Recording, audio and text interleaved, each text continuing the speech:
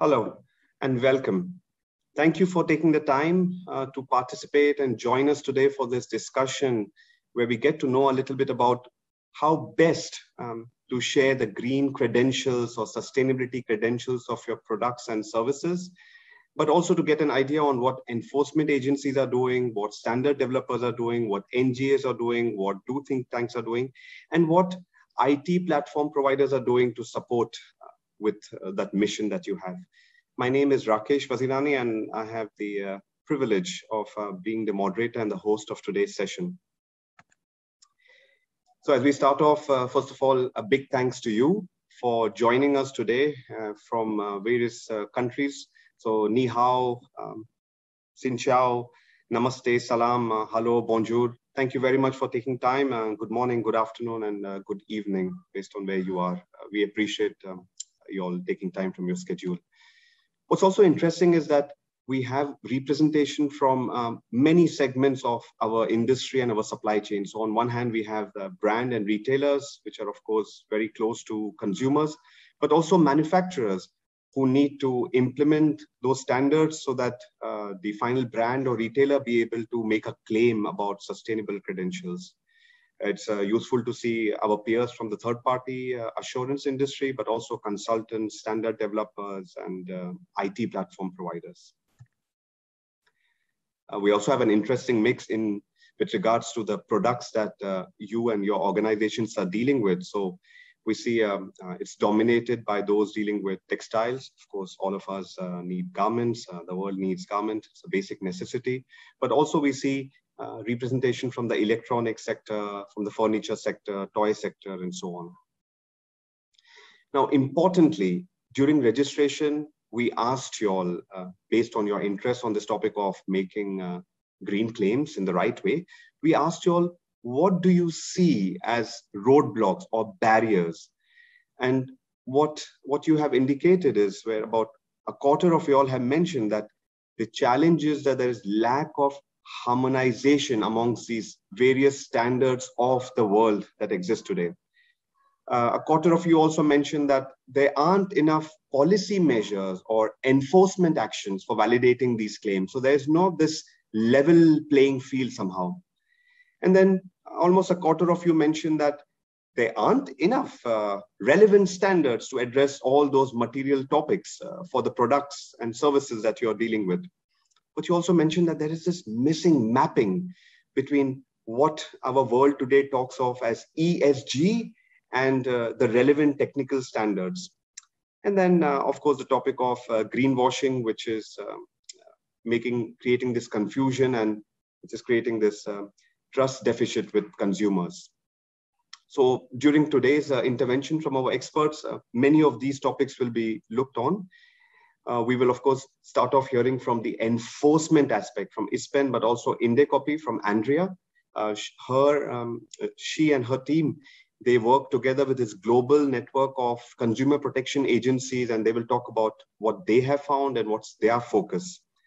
We'll also hear from Consumers International, where Oliver will share with us what is Consumers International focusing on, how they are engaging with policymakers and other stakeholders in making sure that these green claims which are being made are robust and are those which are friendly for consumers. And then one of the major developments recently has been the green claim codes from UK. So we'll hear from Michelle on how Chartered Institute of Marketing is training its membership on what's the best way and the right way of making claims such that they are aligned with expectations of the green claim codes. And when we talk about these claims, many of these are based on eco-labels. They have proliferated, of course, nationally, regionally, and for a reason. We'll hear from Kate Harris then from the Global Eco-Label Network on what GEN, or the Global Eco-Labeling Network, is doing to ensure that these labels are based on robust principles, that the standard developers are aligning and collaborating and harmonizing as much as possible.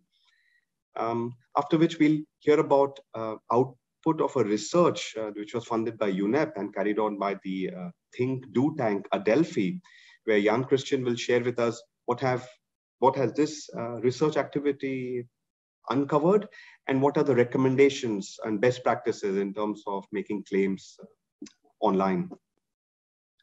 And then, of course, talking about claims requires a lot of coordination, collaboration, and data collection in the supply chain. And we'll hear one example via Katrina on how this has been implemented and the possibilities that exist, especially also considering the developments of the digital product passport from EU. So it's important for us also to have the playing field and the baseline as to why are we talking about green claims and why this focus on products. So there has been a lot of emphasis on safeguarding our environment, on being responsible with our production practices so that we take care of the labor, the workers, and so on. And what you see on screen are these initiatives, standards, frameworks, and when they were launched. There's also something interesting that took place in the 1980s and 90s, which were these first set of eco-labels, the Blue Angel, which is like the mother of eco-labels, and then one of the prominent eco-labels on a regional level, the EU eco-label, which somehow walked step by step together with these initiatives to incorporate criteria such that products which are manufactured or services, they be aligned with the global policies, the global agreements which are taking place. Looking at those eco-labels for products, it is clear that products also have a lot of potential in terms of reducing the emissions that are targets which are there for our world and our countries overall. So what you see here is the possibility that if products and systems be circular in nature, the possibility that exists to reduce those greenhouse gases, and hence the focus on products and hence the focus on circular economy.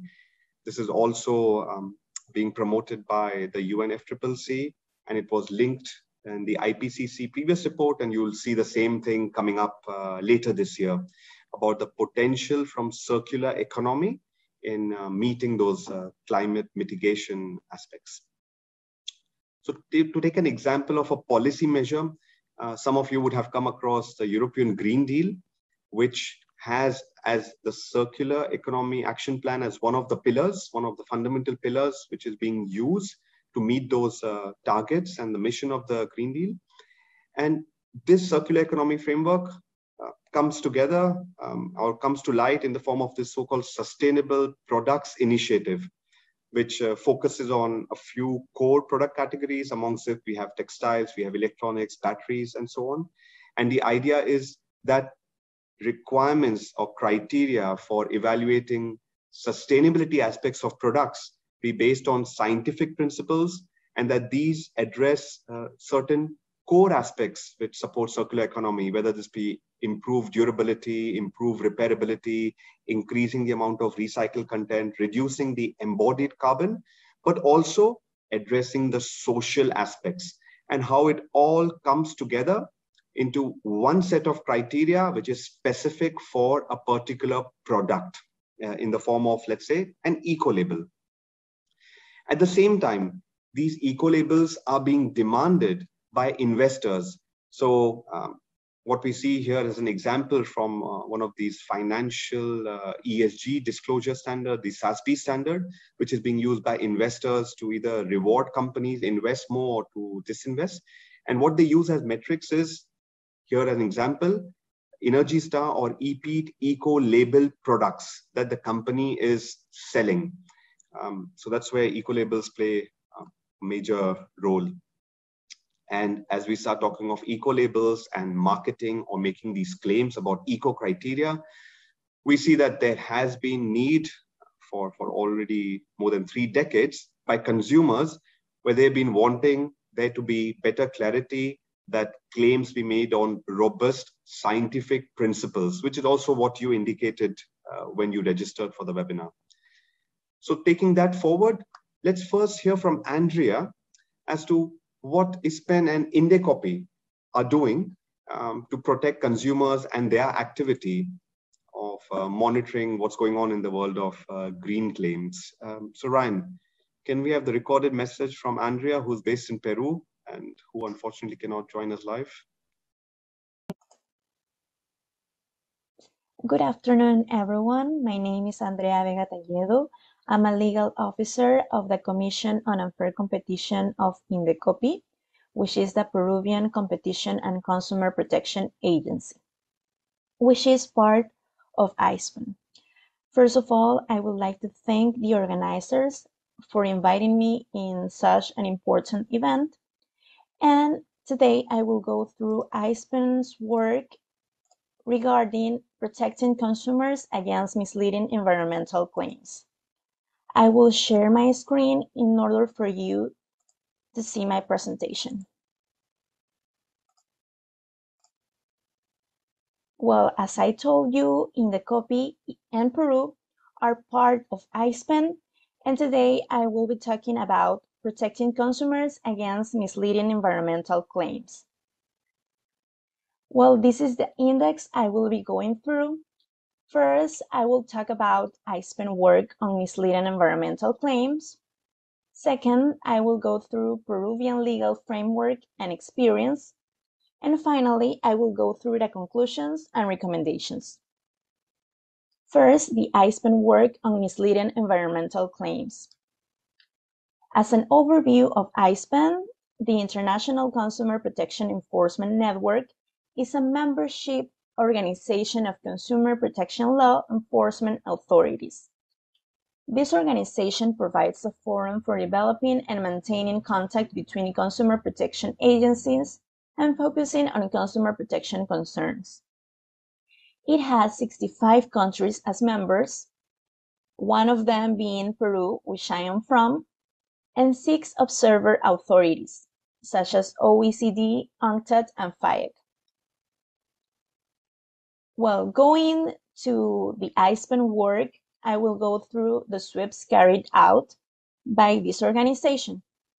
As you may know, ISPAN carries out every year a sweep, and this was the first time the sweep was about greenwashing. As you can see, these are some of the press releases that agencies released. This one of them is from the United Kingdom, and as you can see, it says Global Sweep finds that 40% of firms' green claims could be misleading. The second one is a press release from European Commission, and it says that half of green claims lack evidence.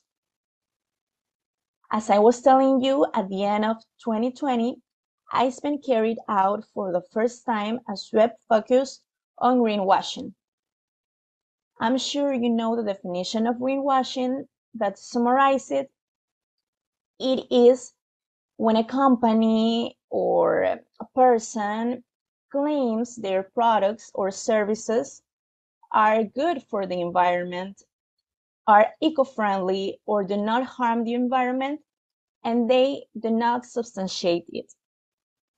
As a result of this international sweep, almost 500 websites analyze promoting products and services of sectors such as clothes, cosmetics, and food. Also, 4 in 10 appear to be using tactics that could be considered misleading. For example, use of terms such as eco or sustainable without evidence, and using brand eco logos and labels not associated with an accredited organization. Well, now I will go through the Peruvian legal framework and experience. As I told you, I represent the Peruvian Agency of Competition and Consumer Protection. First, I will go through the Peruvian legal framework, which is the Peruvian Unfair Competition Act. In order to summarize it and to not bore you, I will give you which one is the golden rule.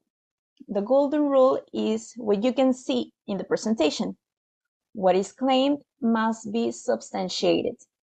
This meaning that if I am a company that sells products and in my advertising I claim my product or service is eco-friendly, is natural, or is compostable, or does not harm the environment, I, as a company, should or must have the evidence to support those claims.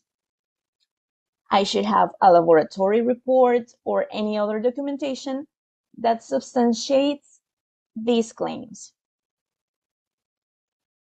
Well, I will now show you the Peruvian experience. We participated in the international sweep of ISPEN, as I told you, and we did a massive sweep. We sent information letters, we checked the elimination of ads, we requested substantiation letters, and we processed the information. First, where did we supervise in a massive sweep? Well, we supervised in different platforms and social media. For example, Facebook, Instagram, Mercado Libre, which is a well-known platform. What did we supervise? We supervised many products and services, such as food, personal care products, clothes, and many others. How many did we supervise? We supervised 583 products. Second, we sent information letters. We sent over 92 information letters. In these information letters, we told the companies that we will be supervising the advertising is not misleading and that is substantiated. We inform also the possible sanctions and we tell the recommendations. Third, we check the elimination of ads. We asked the companies to eliminate if the ads were not substantiated, and we reported those allegedly infringing. And we eliminated 286 advertising. Fourth, we sent a request of substantiation of the claims. We sent over 54 letters requesting substantiation, and this was a second letter to those that not eliminated the advertising. We sent the advertising we found, and also we asked to present the evidence of those claims. Finally, we processed information. We verified if the claims were substantiated. We required more information if needed, and we investigated. As you can see in the presentation, these are some of the claims we found in our supervision, such as biodegradable, 100% natural, chemical-free, plastic-free, certified by a company, and many others. Also, we resolved a case. In this case, the company was selling plastic bags, claiming they were compostable and biodegradable. In the investigation, in the copy, the authority found that the claims were not substantiated. And in this sense, in the copy fined the company with over $18,000 and imposed corrective measures such as ceasing the claims when they were not substantiated. Well, as my time is limited, now I will go through the conclusions and recommendations. First of all, in the copy is part of ISPEN and participates actively in the international sweeps. Second, and I think this is the most important recommendation and conclusion, is that, as I told you, the Peruvian law golden rule for advertising, and I'm sure is the golden rule for many other countries, is that what is claimed must be substantiated. If you're a company selling your products or your services and you advertise them, you should have the evidence to substantiate those claims. Third, our strategy is focused on the elimination of misleading claims. Fourth, our campaign includes giving information to providers. Although we are the authority, we do not seek just to sanction the providers. We seek to give them information, give them recommendations, answer their questions if they have any, and we're actively giving webinars and tips and recommendations. And finally, we will continue supervising this sector and many other sectors. Well, this is all for now. I want to thank again the organizers and all of you for looking, for listening. This is my contact info, and I hope to see you soon, virtually and presentially. See you soon and have a good afternoon, and thank you again to the organizers for inviting me. All right. That was a message from Andrea. So for some of you who responded during registration about there not being enough enforcement action, I think we have seen what's going on and what's going to happen. Let's take this a little further ahead, because there's another stakeholder which is working primarily in the best interest of consumers. That's Consumers International. So Oliver, your organization has done a lot of work and come up with interesting reports, both on packaging, but other aspects, especially on occasion of World Consumers Day in the previous years. Could you compress the decades and months of work that your organization is doing in about 10 to 12 minutes and take us through an overview of what Consumers International is doing with regards to making sure that green claims are credible and robust? Thank you very much, Rakesh. Happy to do that. And thank you so much for the invitation to speak and share some of the things we're doing. As you say, I'll share my screen. As you say, we've got a long history of working on the issue of green claims and consumer sustainability information. But given that it's a short intervention, I will focus on some of the things we're doing at the moment and the stuff and some of the things that our members have been doing recently.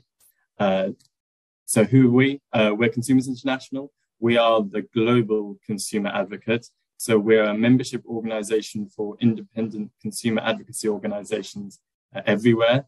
I'm sure members in the audience will have heard of many of our members, Consumer Reports in the US. So there are many registrants from Hong Kong. Hong Kong Consumer Council is one of our board members, but we have members in many, many countries. We're very proud to be one of the co-leads of the UN One Planet Network's Consumer Information Program for sustainable consumption and production. And this program is all about bringing together multiple stakeholders of different types at the global level around to align on solutions around eco-labels, around providing green claims in an effective manner. And I'm sure Jan Christian will give more information around the guidelines that he was pivotal in writing and the recent updates for e-commerce. So I'm not going to focus so much on the work of the program, but it's a really interesting set of resources that if you're interested, you should look at. I'm going to talk instead a bit more about what consumer advocacy brings to the table and what our members bring to the table. And I'm going to give a couple of examples from our members. I saw from the registration poll that many of you here today work in the textiles industry, so I've incorporated a couple of examples from there. And then also give a bit of an insight into our ongoing research project called Green Commerce, which is looking at green claims in e-commerce specifically. It's looking at policy around that, but also business and labeling action that can be taken. And I'll give some insights from our ongoing research in that regard. But as consumer advocates, we base our interventions and our campaigning according to consumer rights principles. The UN Guidelines on Consumer Protection, for example, were introduced in the 80s and updated in 2015 to incorporate sustainability. They include 11 legitimate consumer needs that consumer advocates believe are essential rights. One of these is the right to information, so access to clear, accurate information to enable informed choices. Another is access to education, so to understand not only things around the transaction, but also the environmental, social and economic consequences of consumer choices. And yeah, as I said, in 2015, there was this inclusion of sustainable consumption patterns in the UN GCP. So this is what informed our interventions and informed our belief that it's a matter of consumer rights that consumers are not misled and that they are provided with a good quality consumer information. And I'll give a couple of examples of what our members do. So I'll talk a little bit more about the consumer end, obviously, rather than the standardization, data collection processes that are needed to facilitate good quality green claims. But I do think it's important, even if your business is not in the business of communicating directly to consumers, to always think through the consumer perspective, because these are the ultimate recipients of green claims and the reason why it's so important. So, for example, our member in Germany, Visa VB, found that one of the main barriers to sustainability for consumers in the textiles industry was this tangle of sustainability standards. They actually participate in the development of the green button label for sustainable fashion. But they found that there was a disconnect between consumer expectations for what the standard conveys and what its true coverage. And so they did surveys which showed that consumers in Germany assumed the standard covered all aspects of the supply chain, including material and fiber use, spinning and weaving. And they also assumed that it included payment of living wage to workers.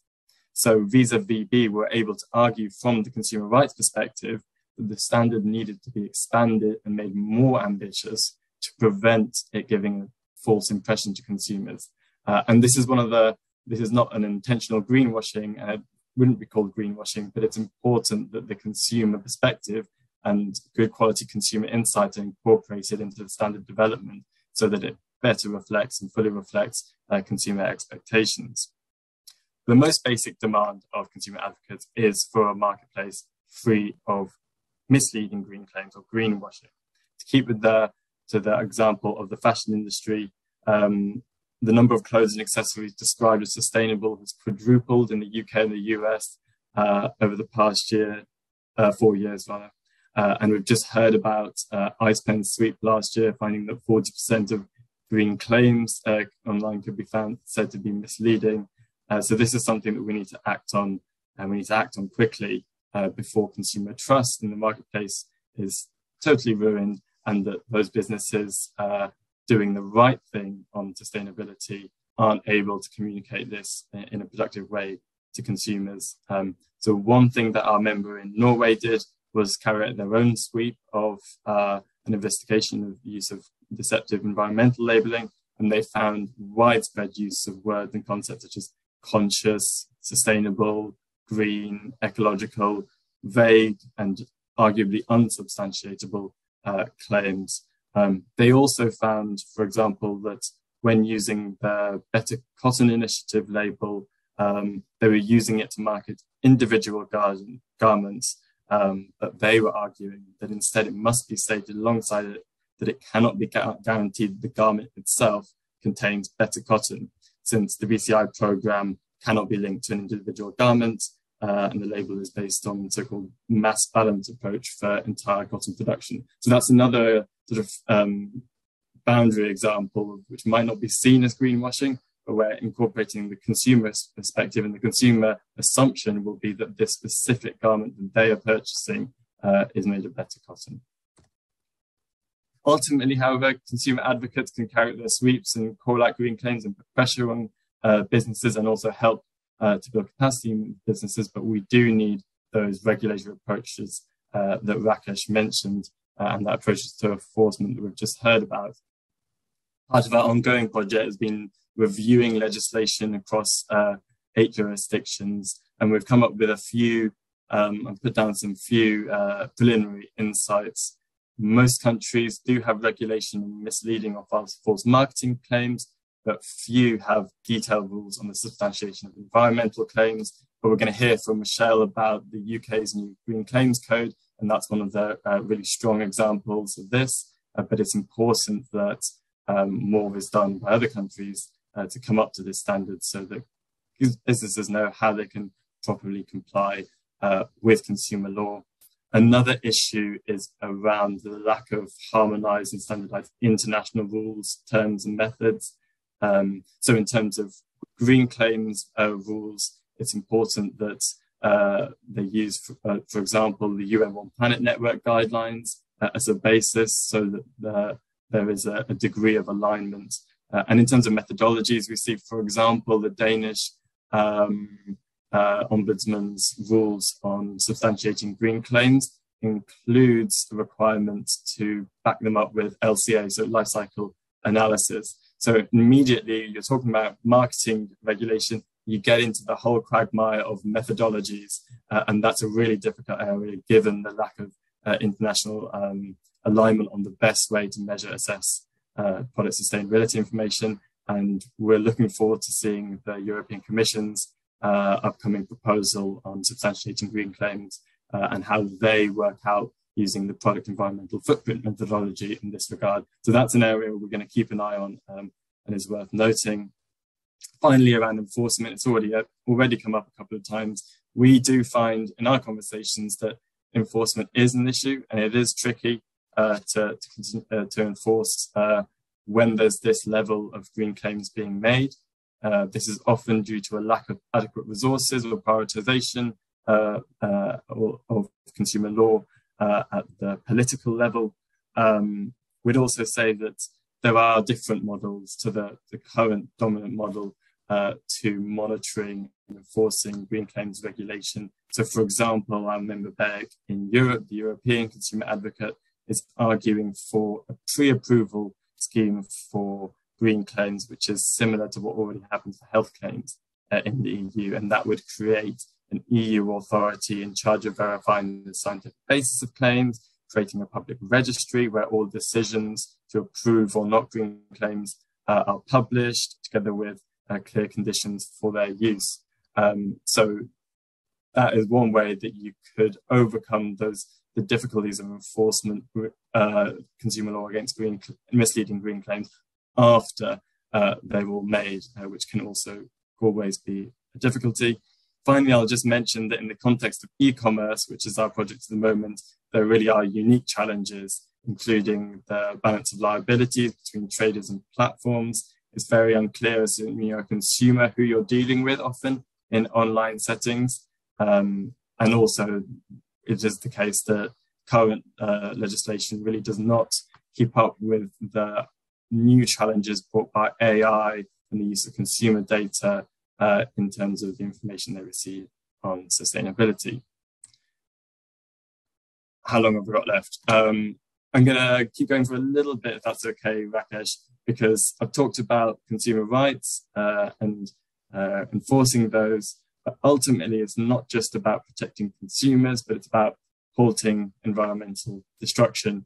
And so I want to end by talking a little bit about consumer behaviors, which is a really important part of this, because ultimately the whole point of making green claims and enforcing a level playing field in green claims is that those products which are produced more sustainably will be promoted, and that we can see that shift in sustainable consumption patterns that we so desperately need.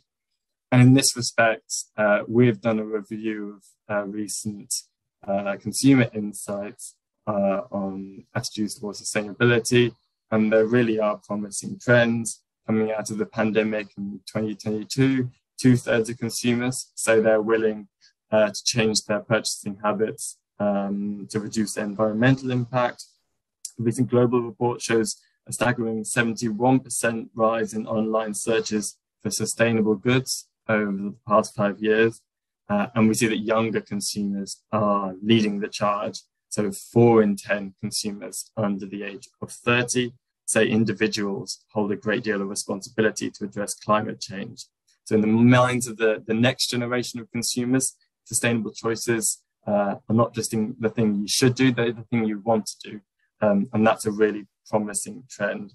However, real world behaviors are trailing behind these aspirations, which is why we hear so much about the so-called intention action gap, which in some cases may even be widening as aspirations and environmental concern increases, but behaviors are lagging behind. And as the consumer movement, we don't think this is because consumers are lying en masse to surveys. Rather, they face consistent barriers, especially in online shopping environments, and these are stopping them from turning intention into action.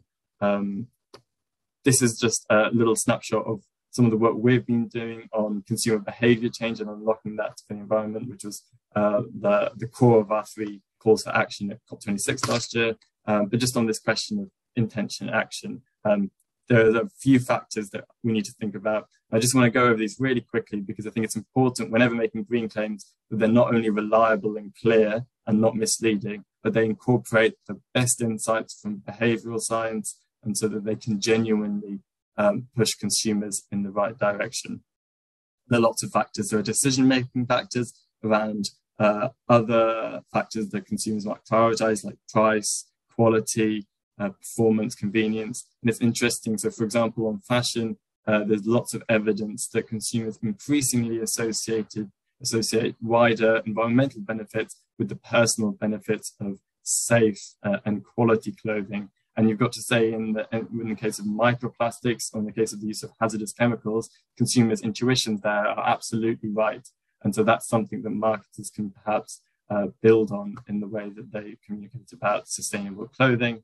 There's also the issue of information overload. We want more transparency, but we don't want green claims to become like T's and C's. We don't want it to be something that consumers just switch off, because that's going to be counterproductive. There are situational factors around time-related pressure, and that's another issue that needs to be thought about in the way green claims are communicated in a way that stands out to consumers, that isn't just raw transparency, but does that interpretive work for consumers, which is why Type 1 eco-labels are so important for the consumer movement. Then there's consumer trust that we've talked about, and consumer conviction. Do consumers believe what they're being told? And finally, consumer knowledge. Are they being told the right information at the right time? And this is actually part of our new project, is looking at this, how we can close this intention action gap through information, especially in online environments. And we're answering questions like the effect of greenwashing on this gap, how data digitalization can help close this gap. Looking forward to hearing what Katrina has to say about that from their perspective. Also, what difference e-commerce makes. Looking forward to what Jan Christian will say from the guidelines on the e-commerce. And then finally, what are the emerging policy solutions? So a quick plug before I end is that you are all very welcome to contact me, because this is a multi-stakeholder project that we've just launched last month. We're going to be drawing from our own original research, but also a series of stakeholder consultations to formulate policy recommendations on green claims. But we'll also be looking to highlight best practices from eco-labeling schemes, from standard setters, from businesses, on how they're communicating sustainability information to consumers in an online environment. So if any of that sounds of interest to members of the audience, please do get in contact with me, because this is a really wide multi-stakeholder project. But thank you so much for the opportunity to speak, Rakesh, and I'll hand back to you. All right, thank you. Now, having heard of what enforcement agencies are doing and what expectations of consumers are, hearing from consumer advocates, we heard about there being clarity. We heard about there being not that information overload which exists. We heard about there being difficulty and it being complicated. Michelle, you and the Chartered Institute of Marketing is helping brands and retailers in how to address that complicated scenario and how to communicate in a simple manner. You've already conducted workshops on this topic. So if you could give us a high-level overview of what you are guiding your membership with as to how they meet, let's say, the UK Green Claims Code, but also have this robust mechanism when making green claims. So if you could give us some insights, it would be useful. Yep, I'm just going to share my screen and just check everybody's seeing the deck. Yes. Okay, great. So thank you for that introduction, and it's really wonderful hearing how interlinked our conversations are and supporting one another as we go through. So I'm going to talk very briefly about the Green Claims Code, kind of what it is, why it matters, where to start, and really, as Oliver was talking about, how this is an extraordinary opportunity for organisations that are doing the right thing to, not green hush, but actually communicate effectively. And of course, for those businesses that are potentially, determining a version of the truth, that kind of growing obligation to actually do what they say and say what it is that they do, so that there is that clarity. So My name's Michelle Carville. I'm the co-author of a book, Sustainable Marketing, How to Drive Profits with Purpose. I am a course director, a fellow of the Chartered Institute of Marketing, and a course director there, developing their Sustainable Business Transformation Program, their Sustainable Marketer Program, and also working with them closely on the professional qualification that has now come to light for marketers around what is sustainable and responsible marketing, of which, of course, we talk about the changes in legislation as well as consumer behavior, behavioral change, the landscape and how that has changed, and really how marketers need to stretch their thinking from their traditional ways of brand strategy and communication to be overlaying a responsible lens. So really championing the education in marketing around sustainability. And we do that in a number of ways, through the courses, through the Chartered Institute, and indeed through a podcast that we host called Can Marketing Save the Planet? And our Sustainable Marketer Manifesto. So I'm going to talk briefly about the Green Claims Code. And as we've heard from the other speakers, the Green Claims Code was brought, it's a code enforcement through the Competition and Markets Authority because the CMA, as we saw from Ixben's talk there, identified that when they did their review and their analysis, working with other global consumer protection agencies around the world, they did find that there were a high number, 40% of claims online were deemed as ambiguous, and indeed other, as we've seen, other reports coming through to showcase that there is a need for organisations and brands to indeed get their green claims right.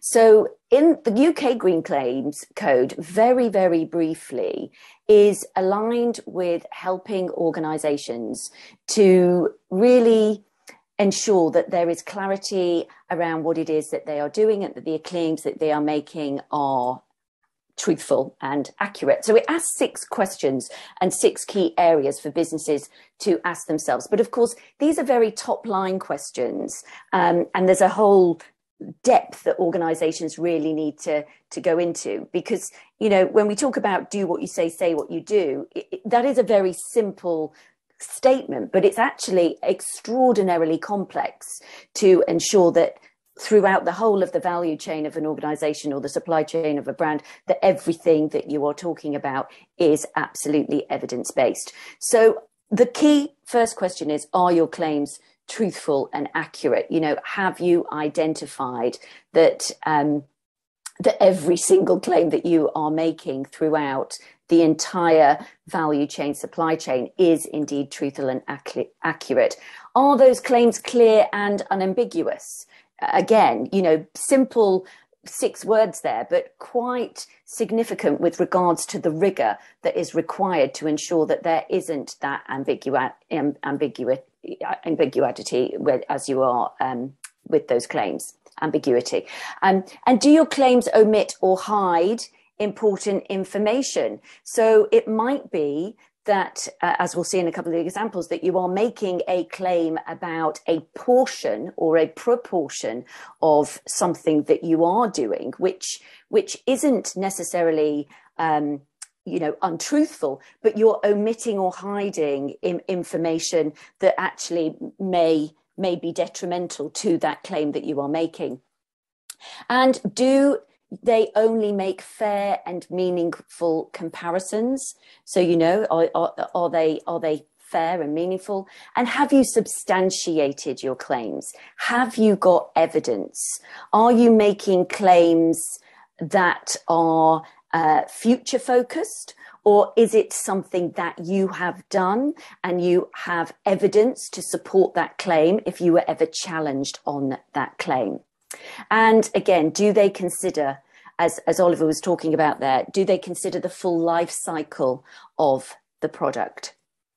So it isn't, you know, whilst the code and brands will give those brands that have genuine intentions a chance to change behaviours and get better products out there which do deliver well-being for all. There are indeed too many claims, labels, statements and campaigns out there in relation to sustainability that just are a version of the truth rather than the truth. And of course, that amount of noise is just damaging that consumer trust.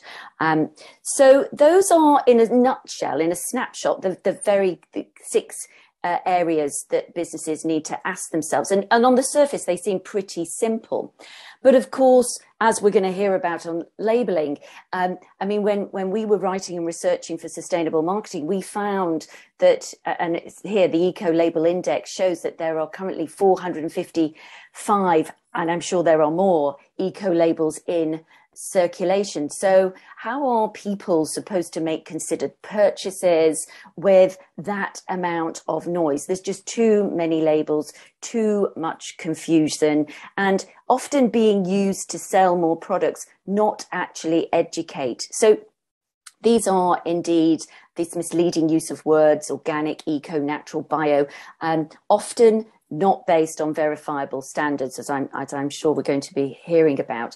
And of course, when it comes to the green claims, regulators are already taking action. So in the UK, the CMA worked very closely with the Advertising Standards Authority. And indeed, Alpro here late last year was warned by the ASA to exercise greater care around its environmental claims.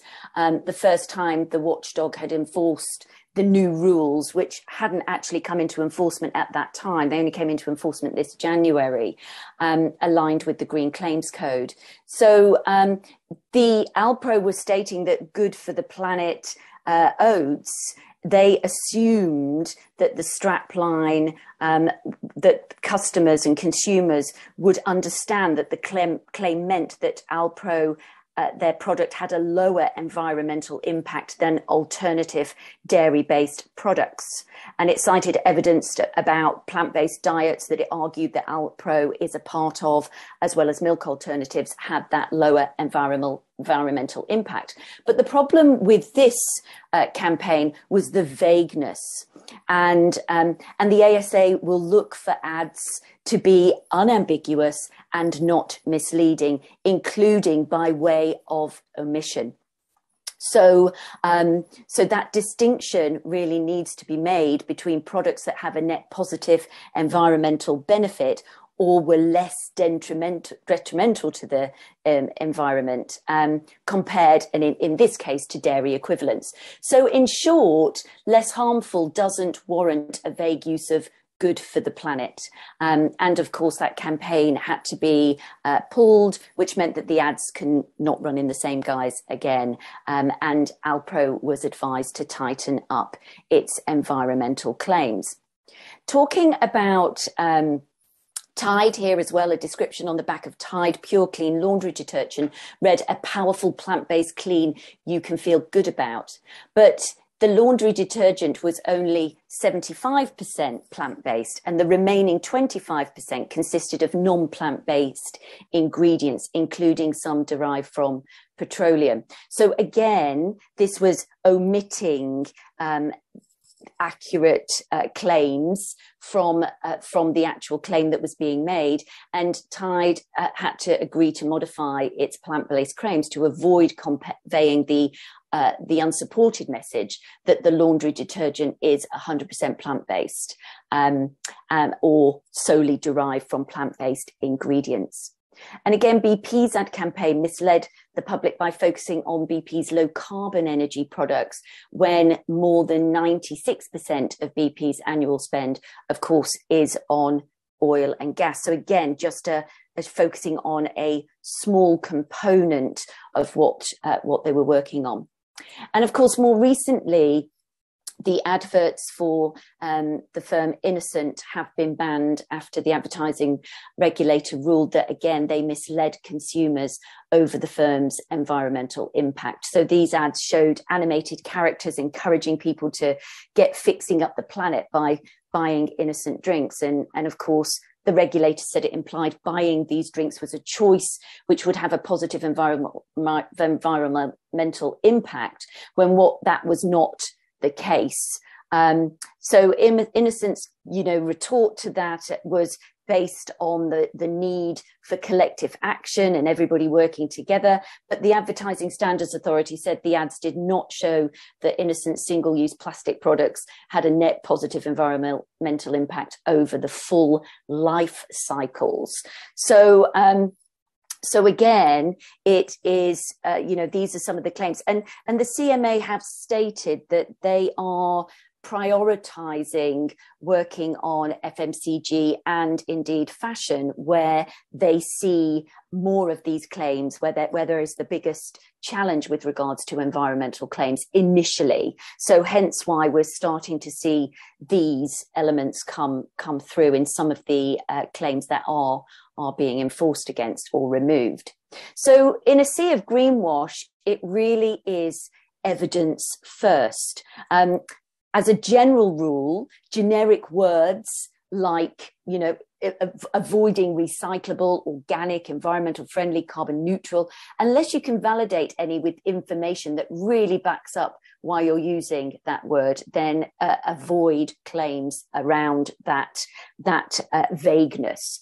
Marketing labels, as I'm sure we're going to come on to, these labels are often not saying anything and generally cannot be backed up with any facts. So again, if they can't be, be very mindful about the labels that you might be utilizing, or indeed throughout your supply chain that are being shared with you.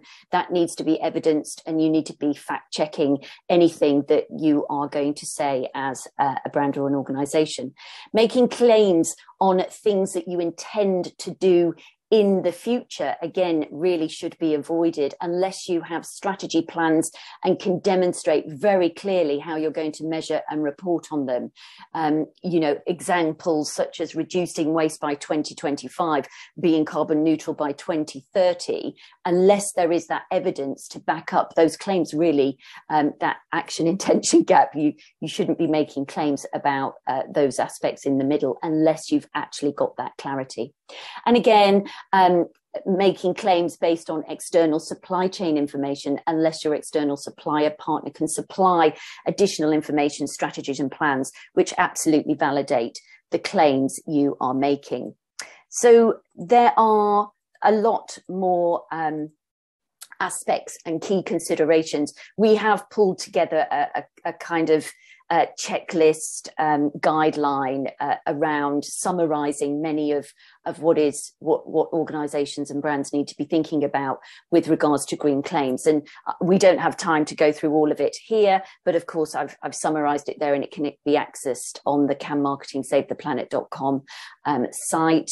And of course, there's time, whether for your own organization or the clients, it's a good opportunity to be reviewing, kind of auditing the claims you are making right now, where you're making them, online, offline, through QR codes that are purporting to drive more education, in store, on packaging, and of course what format they are in, whether they're a campaign, whether it's a statement on your website, whether it's in your ESG reporting, is all of that validated and substantiated, whether it's through labeling, whether it's through packaging, to understand the scope and the scale of what potentially needs to be addressed.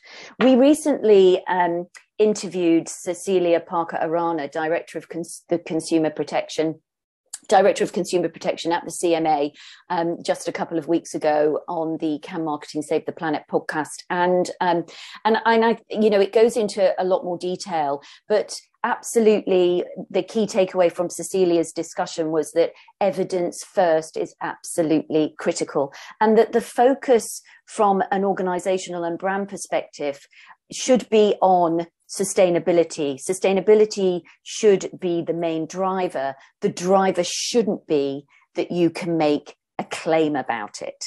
And I think that, again, goes back to the heart of, that this isn't just a marketing challenge and a communication challenge at the end of the funnel as to how you are then communicating these sustainability claims. It goes back into the heart of the business about ensuring that sustainability is a strategic driver, so that what you do is actually what you say, and what you say is actually what you do.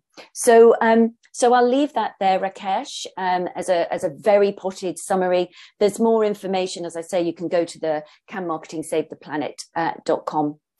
And, in our view, I am championing sustainable marketing with that education for marketers to be far more responsible and to indeed influence customers and drive hope for a better, more sustainable future if they are educated and aware. Thanks a lot, Michelle. Thank you, first of all, for sharing those examples of potential greenwashing, both on a company level and also on product level, and then sharing with us those 6 guiding questions along with potential pathways to move ahead and make robust green claims. Thanks a lot.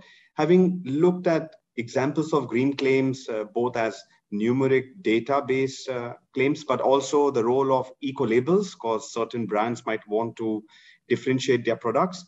What you have responded during registration is this list and overview of green claims or eco-labels that you are familiar with.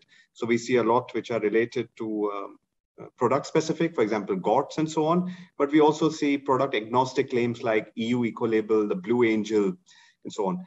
With all of these eco-labels and with that graphic from Michelle's presentation, sharing this overview of eco-labels in the world, there's this important aspect that these eco-labels be robust, that there be greater collaboration amongst them, and that they be able to benefit both the consumers via education campaigns, but also the industry.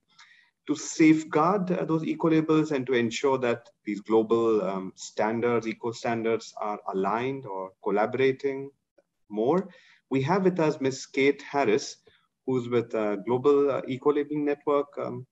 Kate, share with us an insight based on the many decades of work you have done at GECA, but also now at GEN, and how GEN is making these eco-labels work together for everybody. Thanks. Thanks, Rakesh. I'll just check that you can hear me and see my screen. Yes. Great, thank you. Look, thank you very much for hosting this event. It's such a critical conversation, and Michelle, you did such a great job of segueing into what GEN does. So thank you very much indeed for having me along.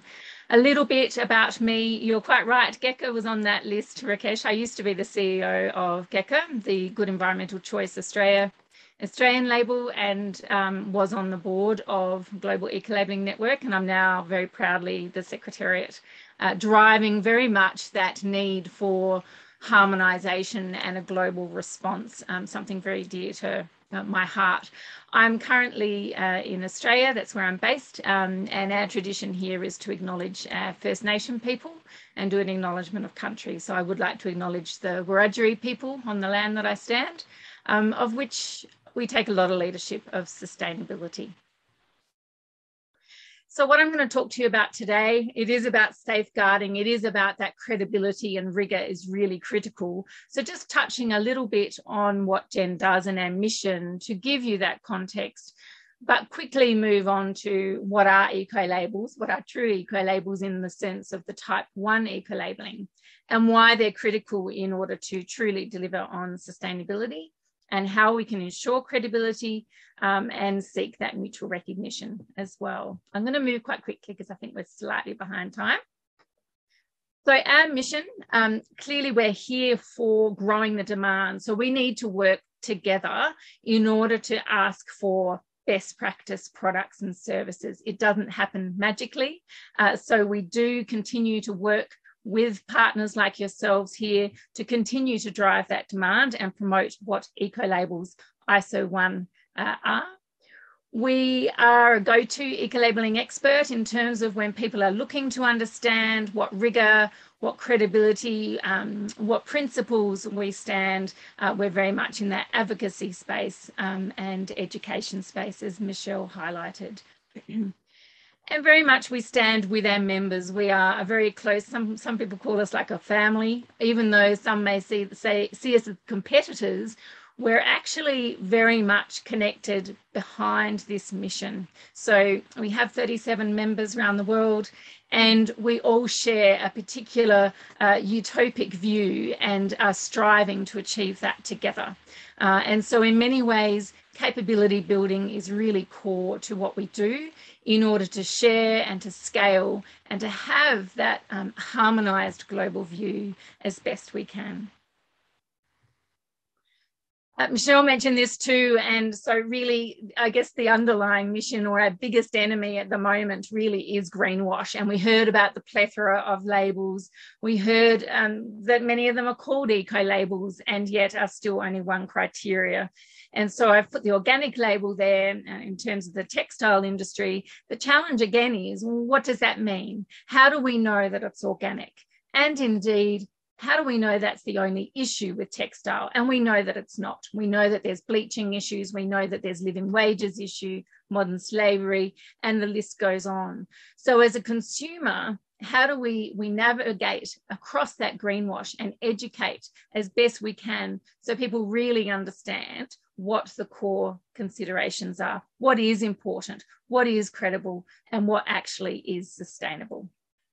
So together with our members, 37 Type 1 eco-labelling members around the world, we're striving to do just that, but we do need to work with you in order to achieve it. And indeed, we work very closely with government officials and looking at procurement policies, international government bodies, as well as intergovernmental as well.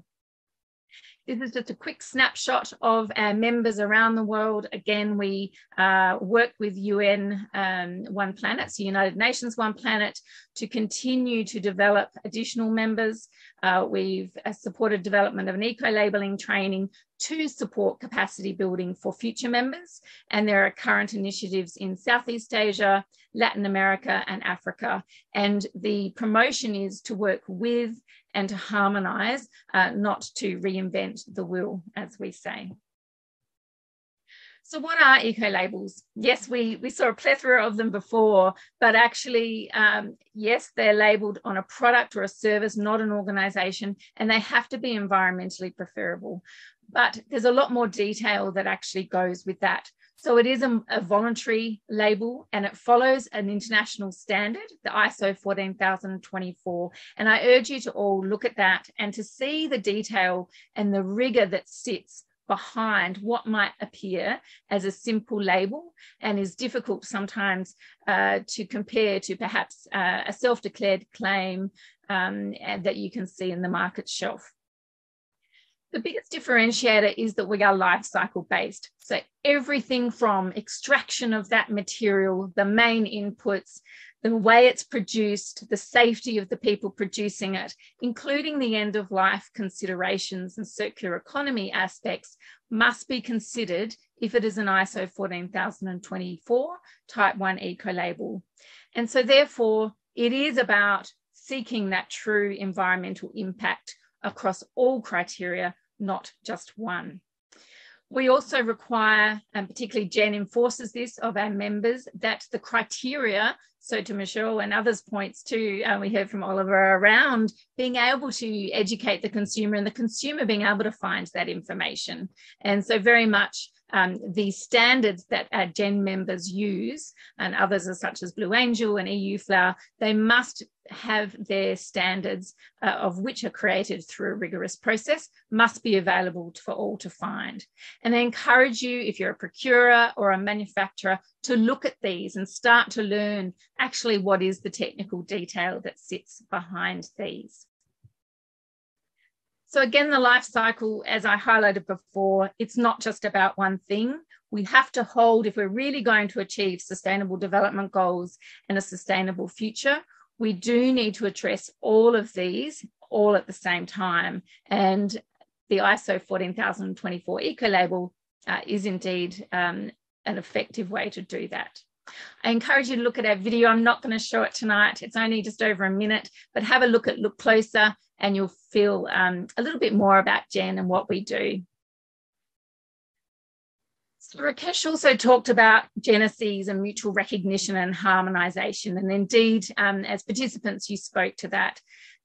I agree. We need to do more in that. Jen knows that. The first part of that, though, and the strongest component is credibility.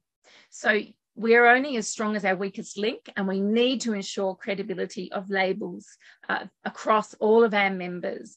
And how we ensure that is through a robust process of peer accreditation. We know our work the best, in order to go through and make sure that all our Gen members are delivering on that ISO 14024 requirement. Then when you're a Genesis member, the process then is to deeply collaborate and work together to seek sharing of standards, sharing of auditing information, sharing of verification processes, so that manufacturers and large global distributors actually can scale and have efficient global spread of quality, credible eco-labels. So the first starting point is the credibility. Secondly, then, is around the Gen members and the cooperation internally to scale that, but also working with partners to understand what you need, understanding with clients how you need to be able to scale. We need to, in that step change, and our next level of growth is about using technology, is about working together in order to be able to provide that global one-stop credible solution. We have actually mapped many of the standards against the Sustainable Development Goals. And indeed, although perhaps we speak mostly to Goal 12, responsible consumption at first value, we actually tick majority and sometimes all of the boxes. The only exception occasionally tends to be the no hunger is one that we don't touch, but many of our standards actually touch majority or even up to 16 of the SDGs, and partnership is how we achieve it. But we do need you. We need to be clear and to promote on what the benefits are. And if you can't find an eco-labeled product, and that was one of the other concerns, you need to work with our Gen members. How can we support you and work together? Because through the procurement and through the demand, we will be able to grow the available solutions across the world. And so really it is a call for partnership together in terms of growing that credibility and the capability in order that we do have those true solutions. So thank you very much. It's been an absolute pleasure to speak to you. And I'm very grateful, and I've really enjoyed the other speakers too. So I hope to hear from you in the future and to be able to interface with you in a meaningful way with Jen. Thank you. Thank you, Kate, for supporting all the eco-label operators, for guiding them with the principles, but also sometimes forcing them to talk to each other so that there's greater alignment. Thanks a lot. All right. Having heard about eco-labels in the world and what's going on with regards to mutual recognition and so on, these labels end up on final products. So it's interesting, before we hear from Jan Christian, to hear from you. How are you adding sustainability information for your product? Is it online? Is it retail? What's the primary mechanism? So if you could please take a few seconds and respond to the poll which has just popped up. So there surely are several ways in how you can propagate and pass on information about sustainability credentials. How do you do it for your products? Do you focus on online mechanisms where you can share stories and make it visible for consumers who maybe are using online search? Or do you focus more on packaging and in retail stores? So Ryan, let's have the results displayed, and Jan Christian, perhaps you from Adelphi and the think, do tank that you are, you worked with UNEP on this activity of looking at claims in the online world, and you also have some recommendations based on this. So if you could share the many months of work that you have done on this, maybe about 10 minutes. It's a difficult ask, I realize, but it will be valuable for the participants. All right, it's over to you, Jan. Of course. So I can share my screen right now, yeah? Oh, Yes. okay. I was just wondering if I had to wait until the poll is over. Okay, so can you see my screen and hear me well? Yes. All right. Okay. Yeah, thank you very much, Rakesh, for inviting me to this really interesting conversation we already started. Also, thanks a lot to the previous speakers that I heard. And yeah, I already saw and heard various words and terms that I would say, yes, that's right. That's the way to go. So yeah, I think in my presentation, I can pick up a few on this principles. And yeah, also extend it and a bit more to the, and specify it a bit more to the e-commerce sector. So what I'm going to present today is the guidelines for providing product sustainability information in the context of e-commerce. So yeah, as Rakesh already mentioned, I work with Adelphi, which is an independent think-do tank based in Berlin, and we do public policy consultancy, but we also consult the private sector or non-profit organizations. And particularly my team, so I'm leading the team on sustainable consumption. We have a long history in consumer information. So now we are leading the work for the EU Ecolabel Help Desk. We did various projects or are still doing various projects with the Consumer Information Program, also one on biodiversity communication, and also the one that I will present today.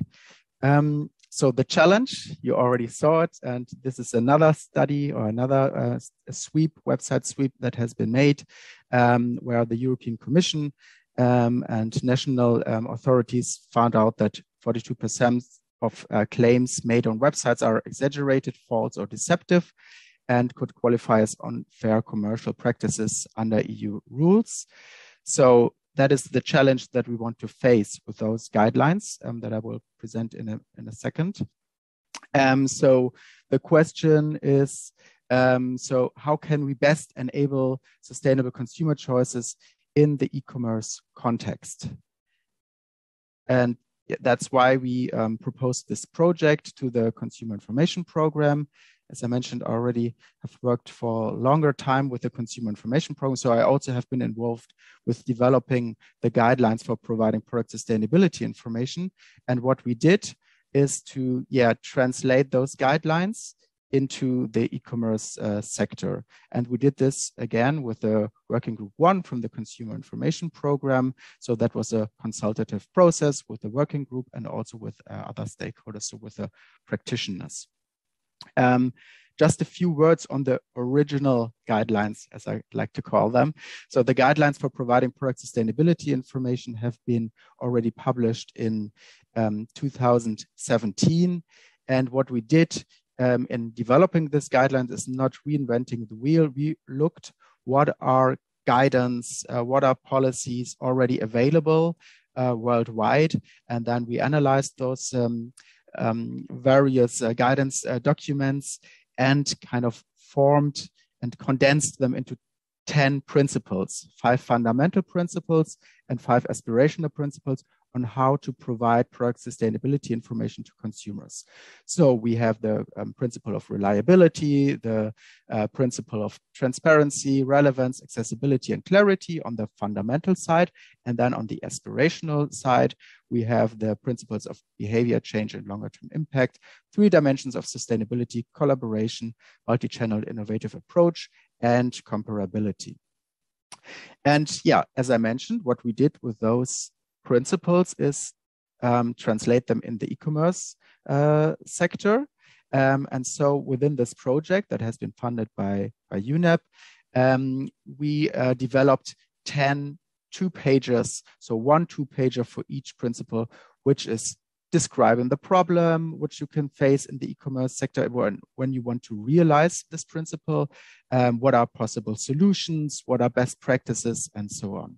So at the end of my presentation, I will also send you the link for where you can find the guidance documents. How we developed those guidance documents. So of course, we did a website research, we analyzed the platforms, but we also talked to 9 e-commerce platforms, including Amazon, Adeo, Farfetch or Jumia, which is active in Africa, in the African region. Then also with the German e-commerce platform Avocado Store, Philips, I think you're familiar with, and also with Rakuten, which is an international e-commerce platform based in Japan, and also with the fashion e-commerce platform Zalando. So what we did is like we talked with them, we asked them, what are your challenges, what are your plans for the future, and what do you think is crucial, how to best address consumers when you talk about sustainability. Many of those platforms we talked to were still in kind of the initiating, experimenting phases. Some of them already experimented in public, which I think is good. But what we found out is that there are huge differences among the platforms, and not only those that you can see here, also the other platforms that we had to look at in terms of reliability, for instance. And there was also a big request from the platform owners for standardized information. And I think this request also had been uttered earlier today, and also in the survey that has been made before this meeting. And now what I'm going to do is like to pick out some of the principles and present them to you, how we propose how they can best be realized in the e-commerce context. And to make this a little bit more entertaining, so we developed this 5 characters here. So say hi to our online shoppers, Tom, Hyacinth, Mikali, Feng, and Olga. And what they all want is to be enabled to do sustainable shopping. And some of them are already quite advanced. They have high aspirations in terms of the information that they want to find. Others just want to have an easy shopping experience, and others want to get informed about sustainability in general. So let's come to the first principle, the principle of reliability. So how can you ensure this in an online setting? Tom, our little character here, wants to purchase a sustainably produced new t-shirt. And several marketplaces advertise their products as sustainable, but he cannot really find the evidence for these claims. And he does not know what can be trusted or what cannot be trusted.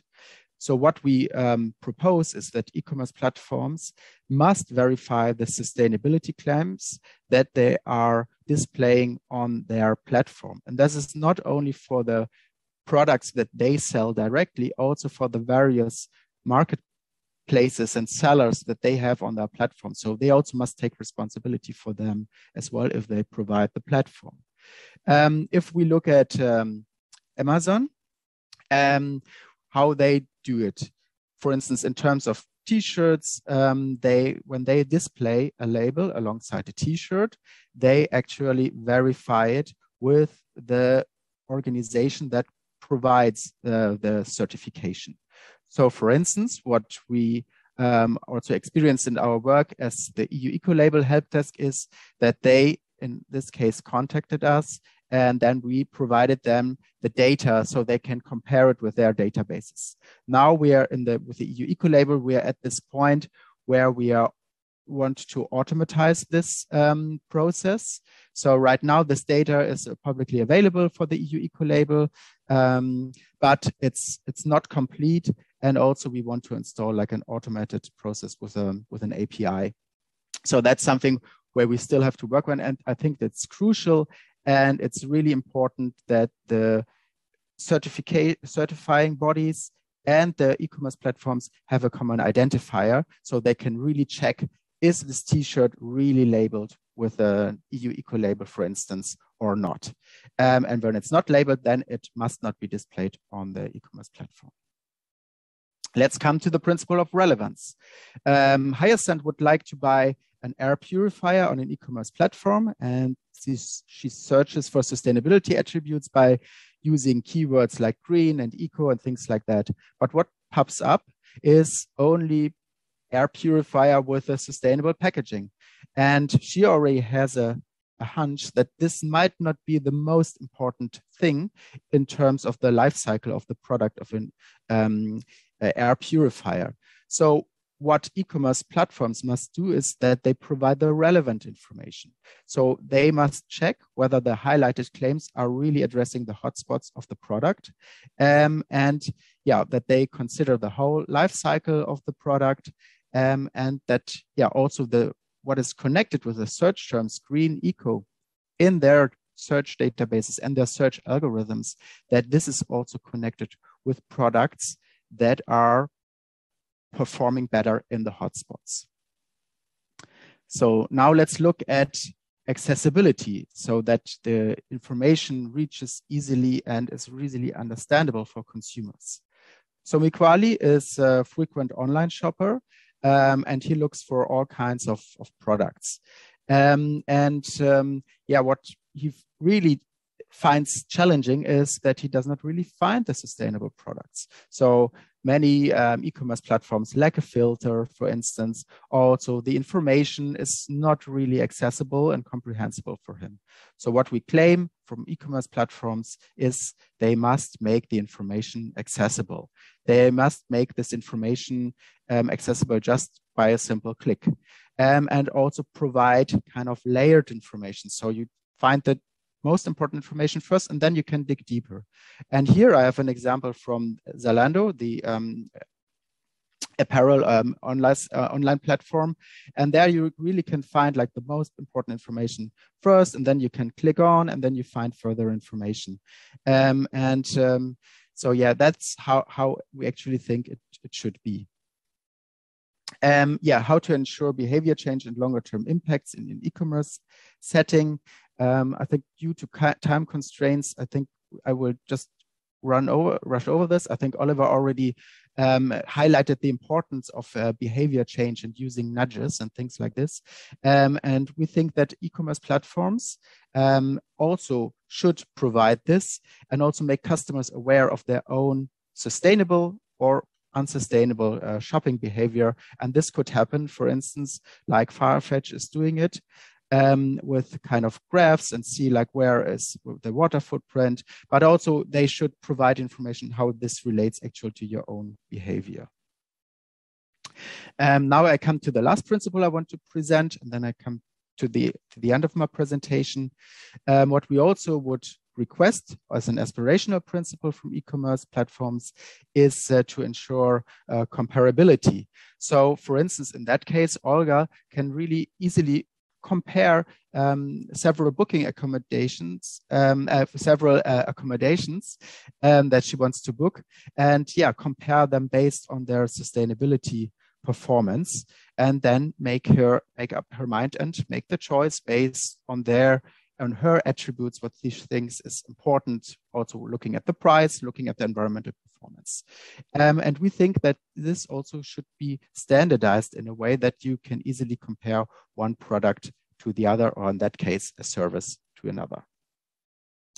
So here you see just an overview on the 10 principles that we've covered. Those are which are mentioned in the beginning. I'm at the end of my presentation. So thank you very much for your attention. If you want to get in touch with us, please feel free to contact me.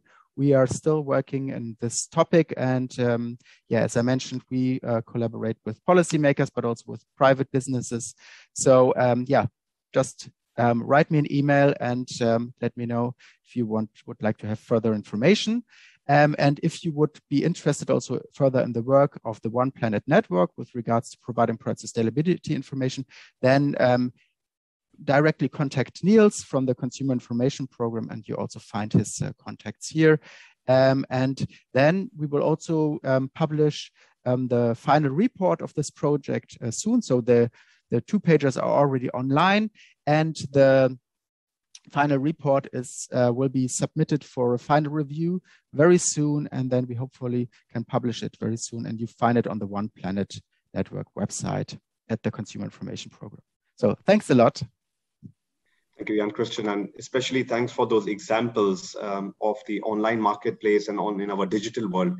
Now, this is the perfect point for Katrina to make an intervention. Katrina, I apologize for bad time planning on my side, but in our world of e-commerce and digital data and the complications of linking the entire supply chain, Serai has an answer.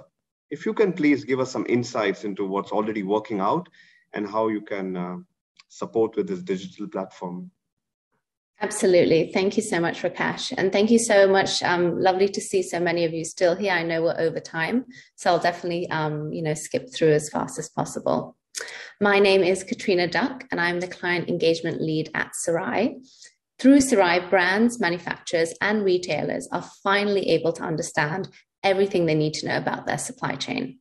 Sarai enables companies to map and trace your evolving supply chain. So we do this by leveraging technology to bring really uniformity to complex information sources, thereby enabling you to make informed decisions by bringing together fragmented data in a single view. With the data you're able to collect today, your company can decide what ESG standards should be used to support your green commitments. And we work with the best partners today to leverage their data as well as build a network-based solution. Sarai is backed by HSBC, where we are held to the highest security standards, which is really what you expect when we're looking at really sensitive information. So, what's preventing transparency today? Sarai and KPMG launched a report called Moving the Needle, where we surveyed over 200 senior executives representing brands, manufacturers, and suppliers worldwide. We found that only 20% of companies have full visibility of their entire supply chain. And over 80% of companies are still relying on a very manual process to build transparency. Another challenge is that supply chain data today is either fragmented or incomplete. And companies really struggle with siloed information, as every brand and supplier use different PLM, ERP softwares, and tools to really make this difficult to collect information in a streamlined way and in a standardized format. So knowing who is in your extended supply chain has been really top of priorities for many companies today. And really regulation and enforcement is taking shape around the world. So through technology that exists today, we really do have the ability to address these key challenges. In order to avoid greenwashing and fulfill your green claims, you need to know who's in your supply chain. So through Sarai, we can enable companies to understand their end-to-end supply chain, collaborate with all tiers and third parties, for example, auditors and certification bodies, and get actionable insights based on real-time analytics. Sarai has two modules today, traceability solution and our visibility solution. Depending on what your priorities are, we are here to help you recommend how to get started. Through our traceability solution, what we're building is a way to consistently collect information from or about your extended supply chain to have a single view of your partners, process, and products. We are very fortunate to work with some of the largest brands in the market today, where we have become experts in successfully setting up, implementing, and scaling solutions for companies, where we're able to help you with tracing raw materials, collecting product level certifications, and really complying with regulation. The way we've built our platform is so we can solve not only today's traceability and environmental sustainability issues, but tomorrow's issues too. Here's an example of a PO we traced for a pair of jeans, where we were able to trace the cotton all the way to the farm level. As Rakesh mentioned at the beginning of this webinar, one aspect and key aspect is collaboration. So this client of ours currently uses email, phone, and Excel to collect this information. And it was taking them over 1,000 hours just to trace this one PO. Through Sarai, they were able to do this in a smart digital way, which in turn saved them time, resource, and collected more accurate data. I also wanted to share with you a recent case study from a pilot we completed with a large listed apparel company based in the USA. We were able to do this on a PO level, tracing all supplies and materials involved down to tier 4. This really involved mapping out over 50 suppliers in different tiers, locations, and collecting and consolidating information of data of 300 data sources. So with this information, this company was able to evaluate where they are in regards to key business metrics and understand what ESG standards they can apply to their supply chain. Once companies know who they work with along their supply chain, it's much easier for them to actually implement ESG standards. Through our visibility solution, Sarai actually enables you to stay on top of your supply chain and your partners with real-time data into all your portions of your supply chain that allow for better decision-making, as well as increased efficiency and more optimized production processes over time. So we do this by connecting to world-class third-party data sources to enable you to provide actionable risk and alerts in real time. With this information, you're actually able to decide where to allocate your resources, understand where there are risks in your supply chain, whether reputational, operational, or financial, as well as quickly respond to changes like COVID-19 and other disasters. Regulatory and consumer demands are also fueling the pressure on companies to disclose their ESG. This has in turn compelled financial institutions to focus really more on sustainable investments. So why now? Transparency is no longer a nice to have, but a must have. This is driven by consumer demands, regulatory requirements, where Germany was one of the first companies to introduce legislation specifically towards supply chain due diligence, but many other countries are following suit. The last two factors really include key impact and ESG impact and supply chain disruptions. So Sarai empowers businesses to build resilient, compliant, and sustainable supply chains through a collaboration and intelligence platform. If you are interested in accessing more insights from our joint KPMG report, please visit our Sarai LinkedIn page for direct download access. There really is no silver bullet solution. So if you are nodding through today's presentation, seeing that these challenges resonated with you and your company, please do reach out to myself or anyone at Sarai to see how we can help you. Right, Katrina, thank you. You were super efficient, and thank you for introducing how Sarai is adding smart to the process of, to the activity of supply chain data capture analysis. Was very, very useful to have this example. I'm sure there'll be many questions coming your way after our webinar. And as we go towards the final conclusion, what we've heard from the perspective of what companies should be doing and how they should digitize and go ahead to on their pathway towards better ESG performances. Of course, the drivers are coming from the investors, from the regulators, from the policymakers. We heard about those guiding principles that companies should use when they are going on this journey of better sustainability by having a strategy. After which, of course, the need for digitization because of the complex supply network, examples from Sarai, which is the basis of carrying on their actions of decarbonizing or making more sustainable products via better sustainability in their processes. And then finally, to legitimize this based on technical standards.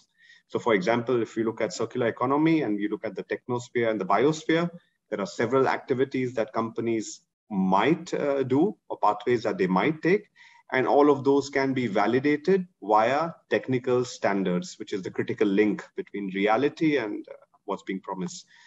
So you had responded, and many of you in the survey, and many of you mentioned also via chat messages about this plethora of standards and insufficient mapping between ESG and technical guidelines and standards that can be used.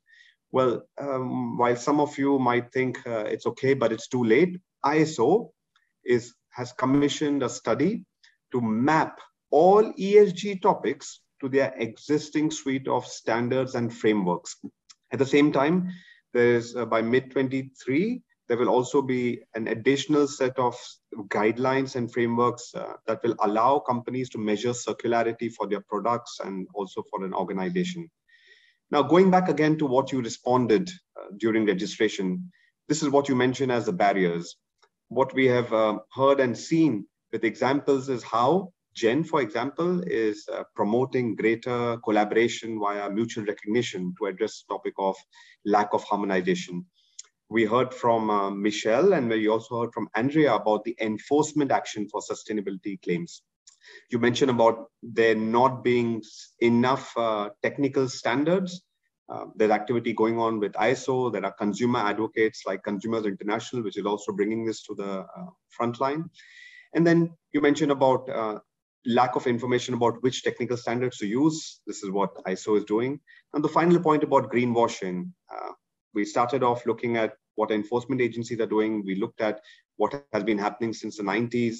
And we heard stories and examples from many of our experts on the panel today who showcase pathways, possibilities, guidelines to avoid it, which is possible with you. But before we end, I think it's important to know from you, what do you feel should happen next? You've heard of eco-labels, you've heard of claims, and you've also spoken and seen the plethora of eco-labels globally. So Ryan, can you put up the poll there? What would you prefer in terms of eco-labels to make claims about the sustainability credentials of your products? Would you rather prefer simply national and regional eco-labels, that Blue Angel, for example, or EU eco-label, or the Nordic Swan, or GECA, just those? Or would you say, well, yes, those, along with mutual recognition amongst these eco-labels, so that is perhaps cost-effective for a manufacturer who's serving our world or multiple countries or consumers in multiple countries? Or would you say, well, eco-labels are best managed by the industry because industry knows what are the hotspots, what is achievable, what is realistic, what is ambitious? Let industry or private eco-labels take care of it. Yeah? Let's say TCO or EPEAT or so on. Or would you say, well, let there be private, public, any kind of eco-label, as long as there is a clear fundamental baseline or a spine as to how eco-labels are developed, managed, and how products are evaluated against those criteria. Does not matter whether it's privately owned or operated or public eco-labels. So with that, Ryan, perhaps you want to display the results for us? Okay, and before we end, if I could request our panelists to make a short reflection on this. Let's start with the ladies first. Kate, what do you feel based on the feedback you see on the screen? It looks like we're in the right spot and need to do some more mutual recognition as well. But it's really great feedback to see. So Jen has quite a role to play, I think, to keep going. And again, I want to work with you. Yeah, all right, thanks. How about you, Michelle? While you spoke about eco claims in general, based on the feedback from the audience, would you have a reflection? Is there anything surprising, or is this what you were also hoping for or expecting? You are on mute at the moment, so whenever you're ready, Michelle, please unmute yourself to... Thank you. Yes, it looks positive, and the more organisation, I mean, it's a collaborative requirement, isn't it? Everybody needs to be working together to align, not just national and private, but there needs to be that balance so that there is just clarity for the consumer, because at the moment it's a confusing space. Right, got it. Thank you. Jan Christian? Yeah, I think like the last thing, which gained like 38%, both private and public eco-labels, as long as based on robust principles. I think that is really the important aspect, because of course, type 1 eco-labels, they are really robust, but they are not available in all places. Like it's growing more and more, and also thanks to the work of Jan, that they support the development of also more national eco-labels. But if you fulfill also the basic principles that I've just also mentioned during my presentation, I think then you're already on a good way. And also when you look not only at consumer consumption, but also private consumption with relation to procurement, I think then it's not possible to have everything covered with labels, with the top labels. But if you fulfill the basic requirements, then I think that should also be valid. Got it. Thanks. And then Oliver, as a representative of consumers and a consumer advocate, what do you feel? What's your reflection? Whenever you're ready, Oliver, please unmute yourself too. Yeah, I totally agree with what Jan Christian just said. Heartening to see the support for national, regional eco-labels. Having said that, we shouldn't discount non-public private eco-labels, as long as they're based on clear, transparent criteria. Just quickly going back to the intention action gap, the evidence shows that that's largest in Africa and in Latin America. So perhaps in places where there aren't so many well-established national and regional eco-labels, it's only fair that consumers get to hear about sustainability characteristics of products through other means. And that's what having a strong ecosystem would mean. Got it. Thanks, Oliver. Now, having heard of green claims and the issues surrounding it and the possibilities to address this, we often hear about finally it has to be a win-win solution. From my perspective, it has to be a win-win-win-win-win solution. 5 wins there. So the consumer, of course, has to win. The brand retailer has to win with those claims. The manufacturer has to win. The supplier and the environment has to win, and the government has to win, so that they be able to showcase what they have done and also meet their overall goals. I want to thank all the participants who stayed. I apologize for not planning well enough. And what I also wanted to mention is special thanks to our panelists today for taking the time to prepare, for sharing your wisdom, for sharing your experience, your expertise, and your guidance. Thanks a lot. Take care until later. Bye-bye. Bye-bye. Thank you. Thank you.